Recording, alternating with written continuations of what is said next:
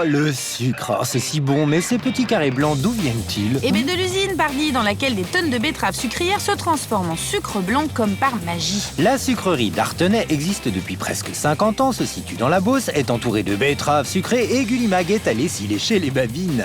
Tout d'abord, les betteraves arrivent par camion pour être accompagnées jusqu'au lavoir, mais ce ne sont pas les mêmes betteraves qu'à la cantine. On les frotte avec des grosses pierres, puis au Karcher pour enlever les petits cailloux et le sable. Ah bah heureusement. Allez, frotte. Une fois qu'on a lavé la betterave, on va la couper à ce niveau-là avec des couteaux comme celui-ci. Et on va faire ce qu'on appelle des cossettes. Alors les cossettes, c'est comme des carottes râpées. Et à partir de ces cossettes, on va les envoyer dans les grands tubes jaunes que vous voyez là. Et on va extraire le sucre. On va cuire un sirop qui va former comme des petits flocons de sucre. Voilà, les flocons de neige, des flocons de sucre. Et puis on va essorer l'ensemble. Ça va nous permettre de coller les petits cristaux de sucre au bord et on va extraire cet ensemble de sucre.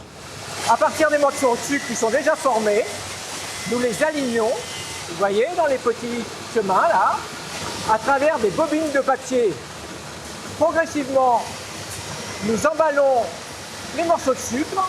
Ça fait les morceaux de sucre qu'on retrouve accompagnant par exemple les cafés, le thé.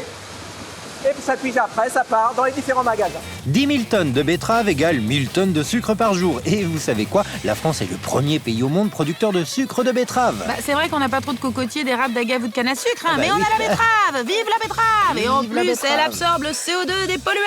Bravo, Ouais. on adore la betterave et le Longue sucre. vie à la betterave.